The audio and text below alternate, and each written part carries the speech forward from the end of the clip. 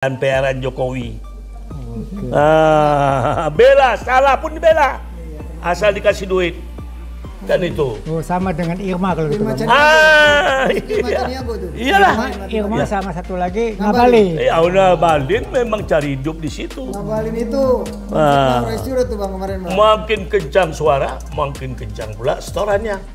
Jokowi ini uang tidak terbatas.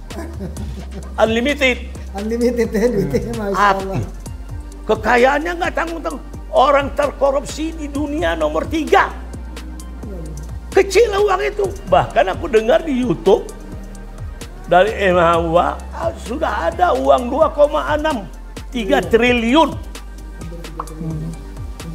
untuk mengurusin ijazahnya ini aja. Makanya makin kencang yang bersuara membela dia, makin kencang juga setorannya itu. Itu orang-orang yang tidak bermoral. Sama Sylvester. Kembali tidak, iya. Kalau Silver itu kan dari tamatan ruko. Janganlah Bang. Nah itu yang kata, ya kan tadi dibilang si Rocky Gerung.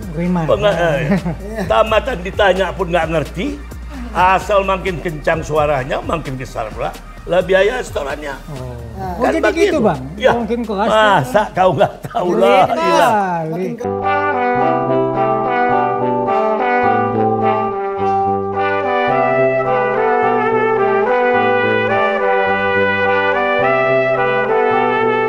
Oke, Assalamualaikum warahmatullahi wabarakatuh. Selamat siang semua. Pemirsa, tema kali ini kita akan bahas masalah ijazah palsu. Kita tidak bahas lagi soal yang Jokowi, tapi kalau kita flashback ke belakang, banyak sekali terindikasi pejabat-pejabat dari dulu sampai sekarang yang masih menggunakan ijazah palsu. Di sebelah kiri saya tidak asing lagi kita kenal pakar ini. Beliau dari angkatan 66, alumni Universitas Indonesia, Fakultas Hukum ya Bang ya? Iya. Oke. Di sebelah kiri ujung saya ada Bang Buyung dari Fakultas Hukum 74. Assalamualaikum warahmatullahi wabarakatuh. Terima kasih. Oke pemirsa, kita langsung aja kita tanyakan ke pakarnya nih. Ada di kiri saya ini Bang Asril. Bagaimana ceritanya Abang, pengalaman Abang melihat banyak sekali indikasi pejabat-pejabat negara ini dari dulu sampai sekarang masih, jadi bukan hanya Jokowi aja. Mungkin ikut-ikutan kali ini Jokowi. Belajar dari senior-senior sebelum-sebelumnya. Mungkin ada tapi tidak pernah diekspos. Abang yang tahu, Abang pernah duduk di anggota dewan saat itu, Abang pernah tahu, Abang kupas sejarahnya. Silakan Bang. Baiklah, tentang ijazah palsu itu banyak dilakukan oleh para ASN sekarang. Dulu yang namanya pejabat sipil negeri. Apa gunanya? Untuk mencapai kedudukan dan kenaikan pangkat dan golongan. Mau dan tidak mau dia belilah ijazah. Dia banyak diperjualbelikan dari tahun 60.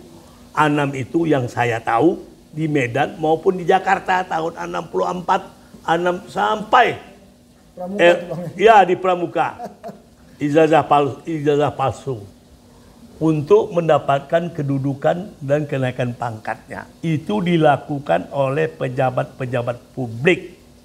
Jadi tujuannya mendapatkan jabatan gitu Bang? Jabatan, naik golongan.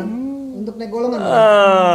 Dan dengan menipu dirinya dan orang dan memakan tentu tunjangan bertambah. Dari golongan 2 ke golongan 3, golongan 3 ke golongan 4. Kalau gitu ya yang salah siapa tuh Bang? Yang salah itu para selektif dari personalia, dari instansi berwajib, tidak diselektif. Akhirnya apa? HRD ya Bang. Iyalah, akhirnya apa?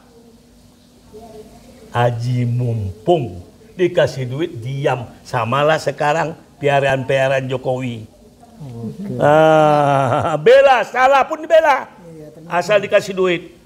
Kan itu. Oh, sama dengan Irma kalau gitu. Irma Bang. Irma Caniago tuh. Iyalah. Irma sama satu lagi Ngabalin. Ya Ngabalin memang cari hidup di situ. Ngabalin itu Roy Suryo tuh Bang kemarin Bang. Makin kencang suara, makin kencang pula setorannya. Jokowi ini uang tidak terbatas. Unlimited. Unlimited ya duitnya Masya Allah. Kekayaannya nggak tanggung-tanggung. Orang terkorupsi di dunia nomor 3.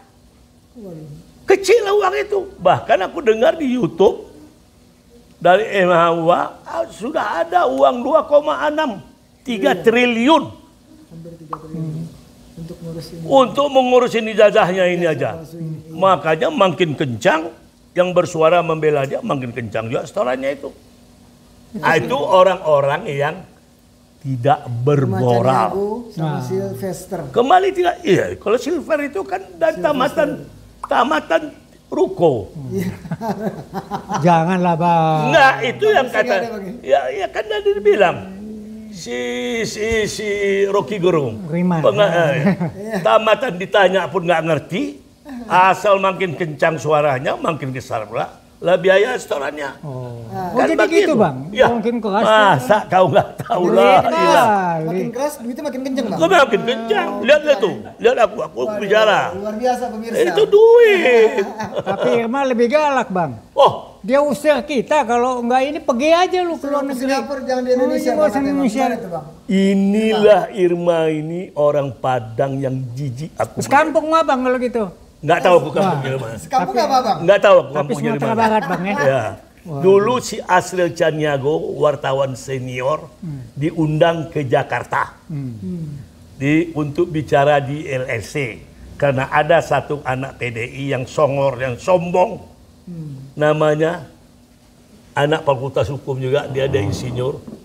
Siapa namanya itu? Sekarang nggak terpilih lagi dia. Anak turun cucu PKI juga. Diturunkanlah Asril Caniago dari Sumatera Barat, wartawan senior.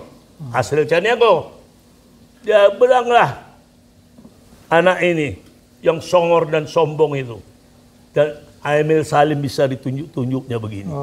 Kesombongannya dia itu. Iya. Jijik aku melihatnya sebagai aku orang Minang sama-sama dia. Anggota DPR itu ya? Anggota DPR. Masih muda itu.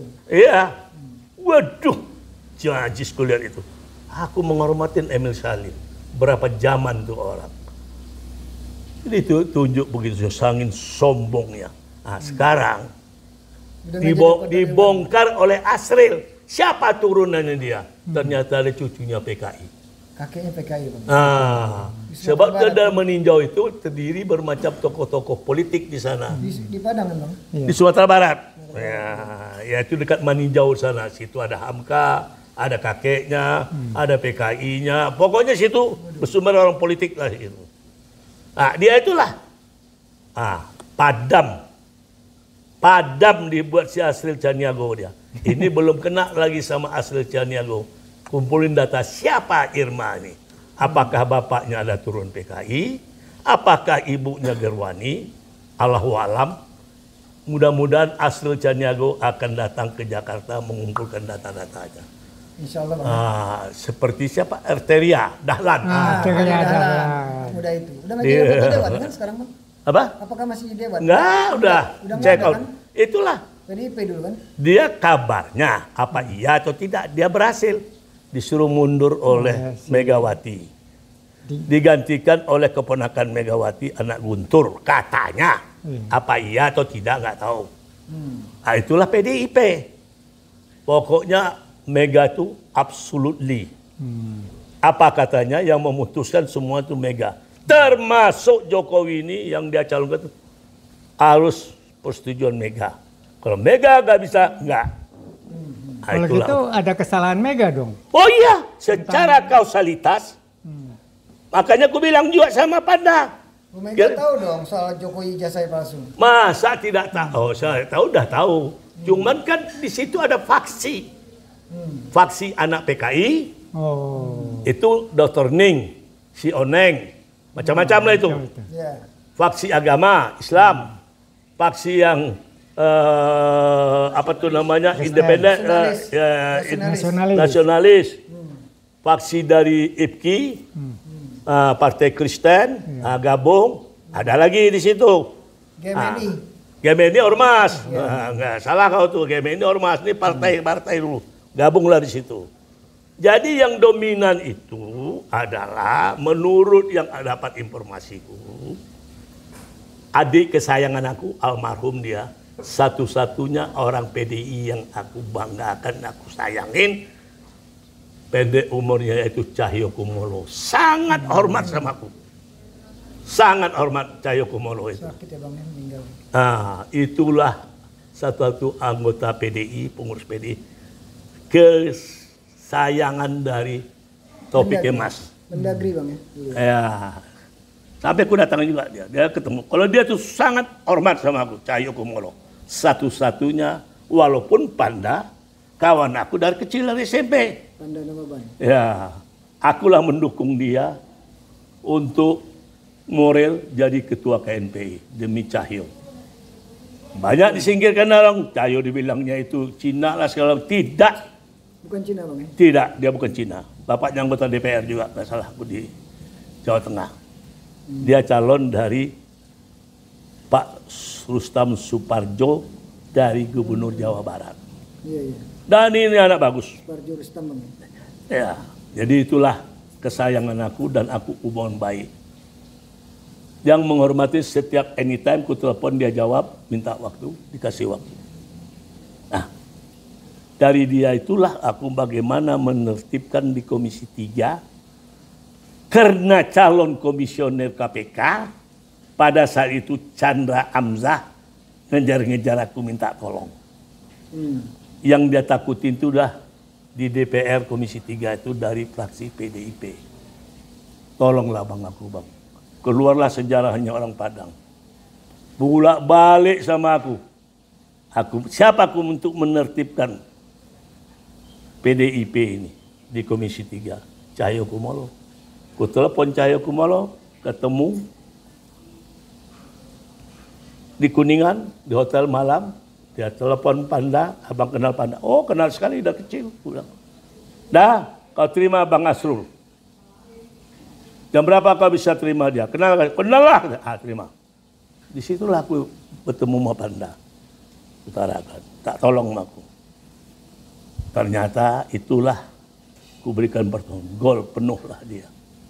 Sampai aku juga minta kepada ketua partai, yaitu Agung Laksono, sama Aulia Rahman, sama Partai Demokrat. Iya, supaya mendukung dia. Pulalah dukungan banyak untuk si Chandra ini. Akulah berjuang mundar-mandir dari Bogor sampai ke Jakarta untuk membela, memulih si Chandra. Itulah akibat kesombong keangkuhannya. Tapi aku udah curiga juga, ini mukanya ini anak Tori Lamroso ini. Karena aku belajar ilmu kriminologi sama sama Dr. Andes. Ini Roni Niti Baskara di UI. Terakhir dia profesor, ngajar di guru besar di Unpad. Ciri-ciri orang kriminal. Disitulah aku menilai Jokowi juga. Seorang Lamroso itu sipir penjara di Itali, membuat desertasinya, S3-nya di Itali, tipikal muka orang yang kriminal. Ini begini, ini kriminal, ini begini. Nah, itu loloslah, jadilah dokter. Di situ aku belajar sama almarhum Roni Niti Baskara, orang Rangkas Bitung, kalau nggak salah aku dia. Ya, profesor, guru besar di Unpad. Nah, keterangan ahli waktu peristiwa Jessica. Nah, jadi aku udah curiga juga, ini anak nggak benar juga ini. Ternyata kenalah kasus bibit Chandra dia. Nyambung ke situ ya Bang ya? Oh iya juga. KPK itu Bang. Akhirnya betul juga feeling aku. Tapi karena masalah politis dia orang KPK, ya nggak jadi juga lah diproses secara hukum. SBY apa ke namanya